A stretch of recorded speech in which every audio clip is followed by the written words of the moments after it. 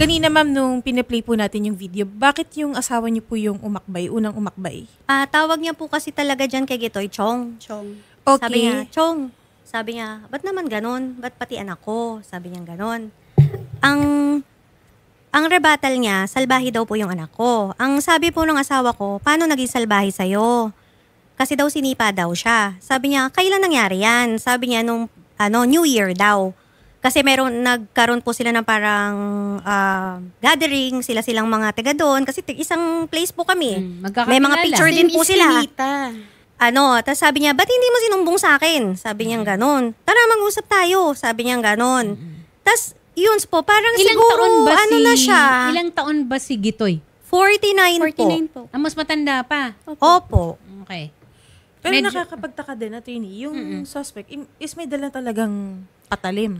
Kasi po, talagang dala na niya po yun, dun pa lang po sa pagtutok ng anak ko sa lamay. Kaya po, napunta dun yung brother ko para i-confront po si Gitoy. Dahil nga po, dun po sa lamay, nagkaroon na nga po ng insidente. Umuwi po ang bata, sinabihan po siya ng mga friend niya, Toy, uwi ka na, baka mapagtripan ka pa, talo sa scatter. Ngayon, itong bata, dahil hindi mapagana e-bike, tinawag si papa niya, inopen up niya. Kasi, kuya tawag. Sabi, kausapin mo naman si Kuya Gitoy. Kasi ganun yung ginawa sa akin. Tinutukan po siya ng... Opo.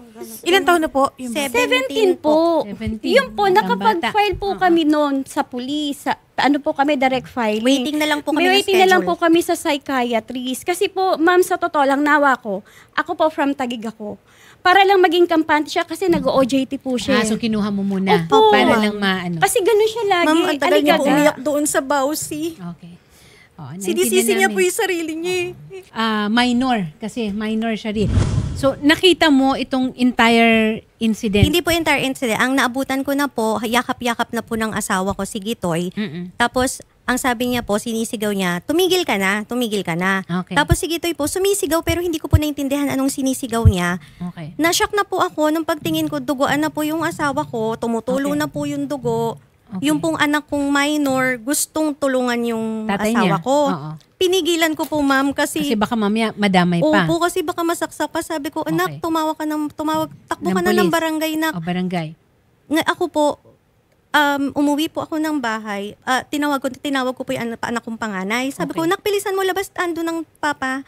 Sinaksak ako. So, labas po agad kami. Paglabas ko po, naglalakad na po yung asawa ko kasama po nung pamangkin niya. Okay. Yung Nakakalakad pa ang asawa mo kahit na Opo. may tama na siya. duguan na po. Kasi Okay. umawat yung pamangkin po ni Gitoy. Dahil umawat po yung pamangkin ni Gitoy. Ni Gitoy. Okay. Opo. Yung nanaksak. Yung alleged Yung nanaksak. nanaksak po. Okay.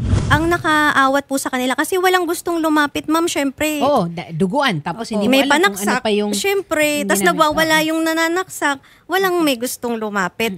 Ngayon, nung dumating po yung pamangkin ni Gitoy, Oo. ang gusto po daw sana pala, tutulungan, parang re-rest back pa kasi hindi alam na kaibigan natatay nung anak ko po. So, yung pong pamangkin ni Gitoy at yung anak ko po ay magkaibigan din po. Magkaibigan. So, rin. nung nalaman po nung pamangkin niya na tatay pala yun ng kaibigan niya, Umawat na siya. umawat na lang po siya. So, Okay. siya po yung bumali nung kamay ni Gitoy Okay. para po mabitawan Mabitiwan makuha yung panaksak. So, ibig po. sabihin, in possession natin, yung panaksak, nasaan? Nakuha ng pulis? Yun po yung nirereklamo ko. Nakuha po nasa barangay, pinicturan ko po. Okay. Pero po, sa harap ko po mismo, kitang-kita ko po na nilaro-laro ng tanod sa kamay niya, yung panaksak. Naku. Ano of evidence? Diba po? Okay. Yun na nga po Oo. eh. Okay. Opo, nilaro-laro pa po sa kamay niya po, yung Swiss panaksak. knife kasi, Opo. ano yan marami kang pwedeng Yun nga, ginanon niya po. Tapos, alin dyan yung ginamit na panaksak, if ever, no? So, na-contaminate. if at Correct. all. So, parang Okay. Pero nasaan tampered. ngayon? Nasa barangay po. May sumaklolo ba na pulis at agad-agad ba itong naipablatter? Dinala po agad ng barangay. Kasi Okay. po, ang bahay po namin, tsaka yung pinangyarihan, Malapit lang. malapit lang po sa lang. barangay. Okay. So, nung dinala po Pero sila... syempre, ang inuna natin, yung asawa mo muna Opo, na mukha. ang asawa ko po ay dumiretso sa EMS. Okay. Kino-comment ko rin po ang EMS. Kasi Okay. po, Napaka-helpful. napaka-helpful po Mabilis. nila. At ng VAUSI po, Bawsi ng Kalawaan po. Okay. Dahil talagang Natugunan nila kaagad. Kasi po, Yung tsaka tinuro po emergency nila yung needs. tamang gagawin eh. Kasi, Yes. kasi po kami, wala naman po kami knowledge. Yes. Anong Okay. procedure. Oo. So sila lang po ang tumulong sa amin Ulitin sa tamang ko procedure January 13 ito nangyari. ng madaling araw ng madaling po. araw. Okay na ang asawa mo? Opo. Nakalabas na ng ospital? Opo. Right after po namin lumabas ng ospital, dumiretso po kami sa Station 4. Okay. So, doon sa Station 4, I am assuming napablatter nyo. Hindi po. Hindi po. Ay, bakit? Kasi ito nga po, excuse me po, Oo. by the way. Ako po yung sister nung Oo, nasaksak. kapatid ka nung nasaksak ni Jason. Oo. Ako po, yung buong ano ko po, tiwala ko sa barangay na ang nagpag-usapan namin, sige ate, sabi sa akin ng desk officer, Oo. na dali niyo na muna po sa hospital kasi buhay na yan. Yes, Sabi of ko, course. sure ka ba ma'am na hindi muna ako ng blatter kasi, Oo. di ba, ano to Okay. criminal case Oo. to. Oo. So, 100%. Para within 24 hours, di ba? 100%. Tapos, kinausap ko rin po yung nakasaksak kasi dati ko po siyang naging homeboy sa tapsihan ko before. Okay. Sabi ko, bakit kailangan natin dumating sa point na ganun? Sabi ko, Oo. pasensya na, pamangkin ko, kapatid ko. Kung ano yung tama, yun ang gawin natin. Yes. So, after nung napagamot na po namin, we expect na pagbalik namin ng barangay, maghaharap po yung kapatid ko at yung nakasaksak.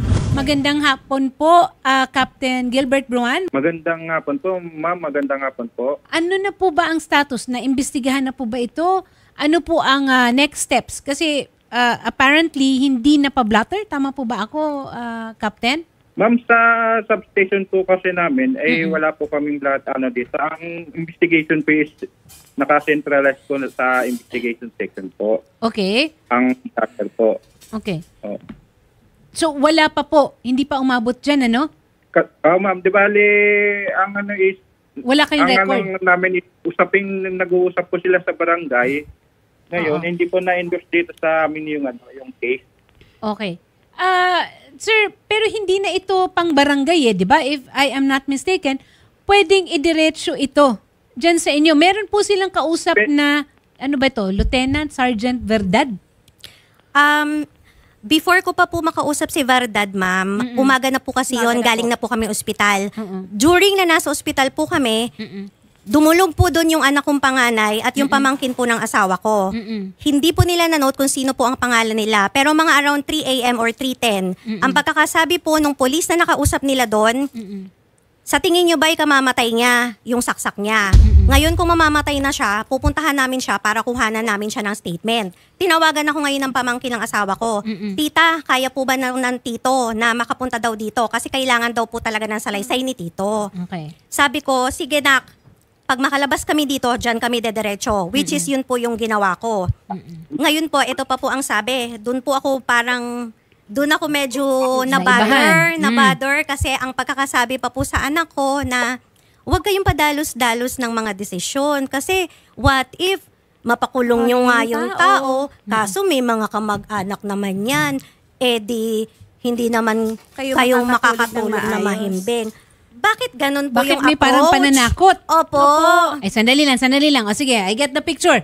Captain Gilbert, mukhang kailangan i-seminar ang ating mga investigador. Bakit po naman ganito ang kanilang mga salita sa mga kaanak ng biktima? Mukhang hindi po yata tama. Imbis na mabigyan sila ng maayos na advice tungkol sa proseso para matugunan yung pagsagot, no? Yung responsibilidad doon sa krimen. Tawagin ko ng krimen.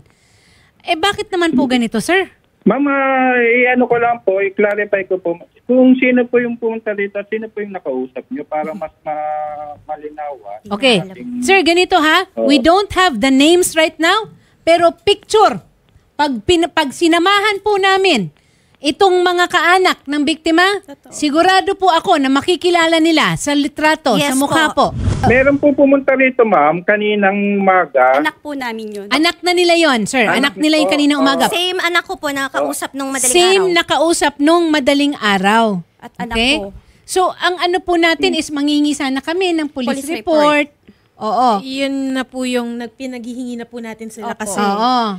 Kaya lang kasi wala pa daw pong record yung stasyon po Paano magkakaroon ng record? Ayaw Kung nga po gano'n kami naman ang in-entertain, salita. ma'am, Ay, Captain, hanapin nyo nga yan. O di kaya, lahatin na natin At na. saka ma'am, sinabi niya pa po, pinadala naman dun yung deputy commander namin.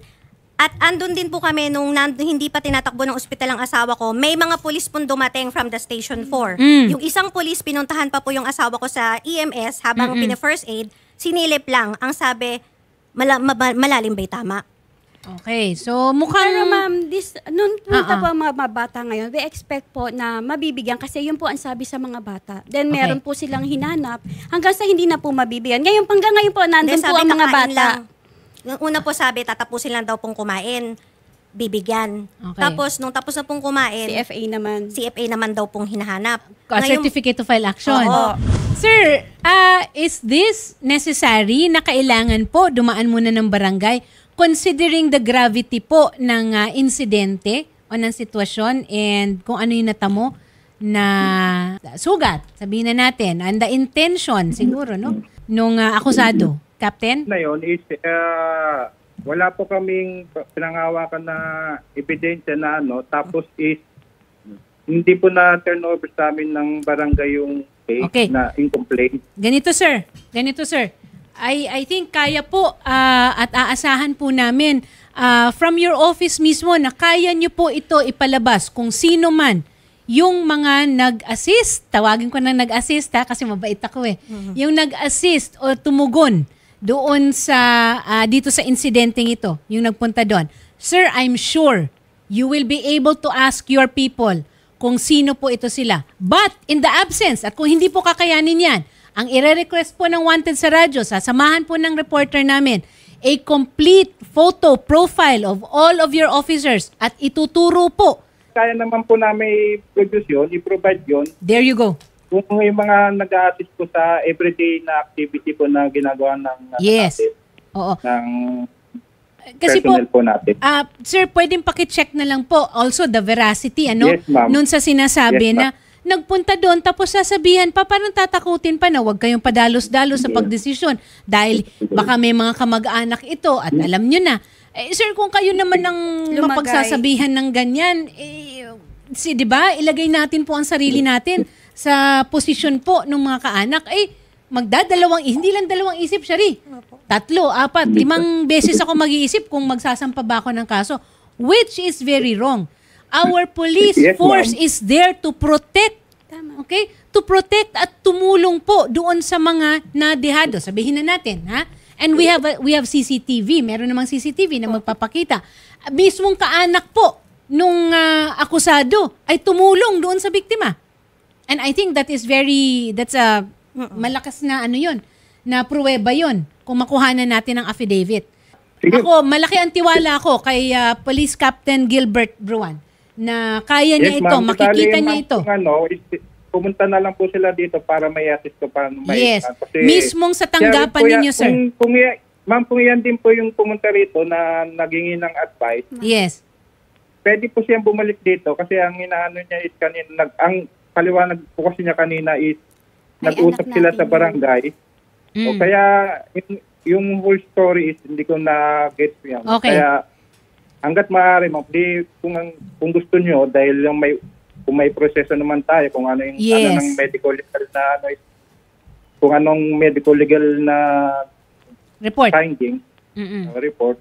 Pero alam nyo, wag po kayong mag-alala. Nakausap na rin po ng ating staff, nakausap na natin si Colonel Hendrix Mangaldan.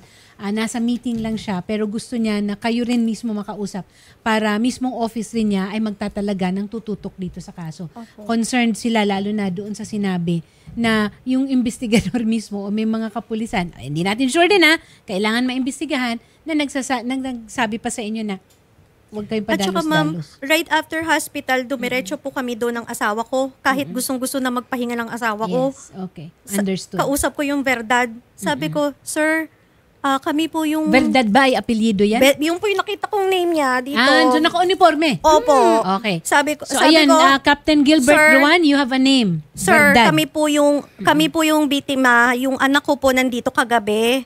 Ang instruction daw po, kailangan daw pong makausap ang asawa ko para makuhanan nyo daw po dito ng salaysay.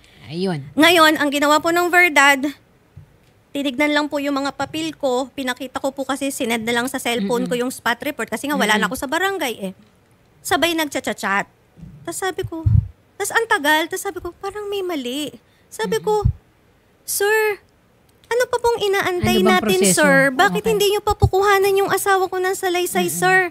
Para Tapos sabi niya, makapagpahinga. ay ma'am, wait lang po kasi bine-verify ko pa po sa panggabi kasi ibang duty na po ako. Sir, ba't kailangan niyo pa pong i-verify? Ikaw na yung Huwag naka-duty. kayong mag-alala. Yung Chief of Police po ng Pasig, PNP, ay nakausap na po natin si Police Colonel Hendrix Mangaldan. Mangaldan, attorney. Oo. And nagsabi naman po siya sa amin na willing po siyang paimbestigahan po ito at siya po mismo ang magtututok po dito. Ang Chief of Police na po ng Okay. Pasig. And yung verdad, lahat po yan ibigay po natin kay Colonel Mangaldan Opo. para po maipatawag din po niya kung sino man po yung policeman po na iyon. Yes. Opo. Opo. Okay. Pero si Colonel na po ang aasikaso po dito. Sige po. Opo. Okay. Huwag po kayong mag-alala rin sa seguridad ninyo. So, ganun na lang muna. Nakatimbre naman na at alam na ni Colonel Hendrix Mangaldan. Pero umaasa pa rin ako kay Captain Gilbert Bruan na tutuldakan niya kung ano man ang mga katanungan na lumitaw na ngayon.